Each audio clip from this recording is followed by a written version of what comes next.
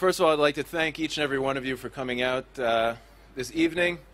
By standing here on this square with us, you are declaring that you are a friend of human rights, a friend of liberty, a friend of democracy, a friend of Israel, and a friend of Gilad Shalit and the Shalit family. Thank you. The protection of human rights used to be a simple concept.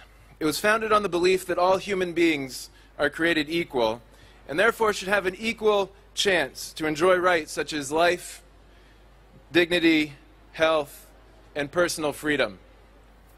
But these are complicated times in which we are living, and advancing human rights has become a complicated business.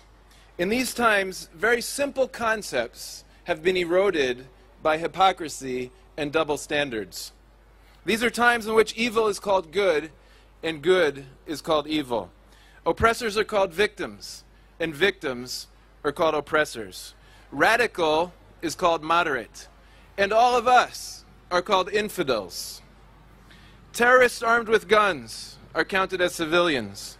Ambulances are used to transport arms, and hospitals become military bases.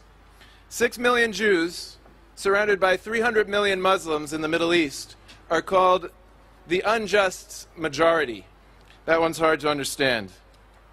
Self-defense is called intentional massacre, while the targeting of civilians in war is completely ignored. Israel, the only democracy in the Middle East, is called a repressive regime. Indeed, in these times, so-called human rights organizations are advancing human wrongs. The International Committee of the Red Cross was founded by Henri Dunant, a man who had a healthy sense of simple human rights. While seeing the systematic bigotry and anti-Semitism spreading throughout Europe, Henri Dunant supported the idea of founding a Jewish state. In fact, he was one of the only Christians who participated in Herzl's Jewish Congress. Today, the Red Cross has unfortunately fallen very far from innocent simplicity into a very dangerous and complicated game. Last year, during the war in Gaza, the Red Cross shipped aid to the Hamas offices in Ramallah, where it was then trucked into Gaza and sold for cash to citizens. I think selling humanitarian aid for cash in order to support the Hamas should be called a war crime. Unfortunately, this shipping route, which was opened by the Red Cross during the war, was then followed by several other humanitarian organizations. Jacob Kellenberger, the president of the Red Cross, has reached out a hand of friendship to the Hamas and the Hezbollah. Indeed, as we speak, 3 Hamas terrorists are enjoying diplomatic protection in the offices of the Red Cross in Jerusalem, where they have set up shop and they're currently holding press conferences from those offices. The Red Cross continues to visit all Hamas prisoners in Israeli prisons, making sure that they're treated with dignity and fairness in conformity with international conventions, which they are. Meanwhile, Gilad Shalit is prevented from any contact whatsoever with the outside world and is being used illegally as a bargaining chip in order to release thousands of prisoners and hundreds of terrorists with blood on their hands.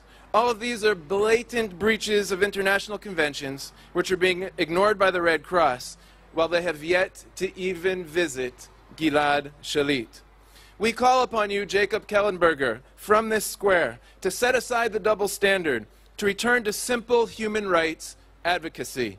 We call upon you to return to the vision of Henri Dunant. We call upon you to advance human rights in Gaza. We call upon you to stop collaborating with terrorist organizations. We call upon you to ensure that Gilad Shalit is receiving the necessary medical attention, to visit him, and then to publish a report on his health and his captivity conditions. By bearing the symbol of the Red Cross, you identify yourself as a Christian organization. Allow me to refer to your holy scriptures. In Matthew 25, it's recorded that Jesus said when he comes back, he will separate the just from the unjust, the sheep from the goats. He will tell the goats that when he was naked, they did not clothe him. When he was hungry, they did not feed him. And when he was sick and in prison, they did not visit him. When they asked when all this actually happened, he'll say, as much as you have done it to the least of these my brethren, you have done it unto me. Jacob Kellenberger, will you and your organization be sheep or goats today. Perhaps Gilad Shalit is the least of these brethren. Will you honor your self-defined faith by visiting him when he is sick and in prison? We call from this stage to all people of democracy and freedom to challenge the double standards of the international human rights community. We call upon you to stop supporting terrorist organizations which advance human wrongs under the guise of human rights. Kellenberger, you must choose today between advancing simple human rights or running a complicated business. And I want to speak to all of you who may donate or support the International Red Cross. The next time before you write a check, please ask the representatives of the Red Cross, what have you done to visit Gilad Shalit? Is the International Red Cross going to return to its roots and uphold principles of universal human equality? Today we choose to let our voices be heard on behalf of those without a voice. We will not let the same indifference which condemns 6 million Jews to systematic extermination on this very continent be the silence which compromises the life of Gilad Shalit. Enough indifference, enough hypocrisy, enough double standards. We call out today to choose life, to choose equality, to choose dignity, to choose freedom. With one voice, we call to you today, visit Gilad Shalit, free Gilad Shalit. Thank you.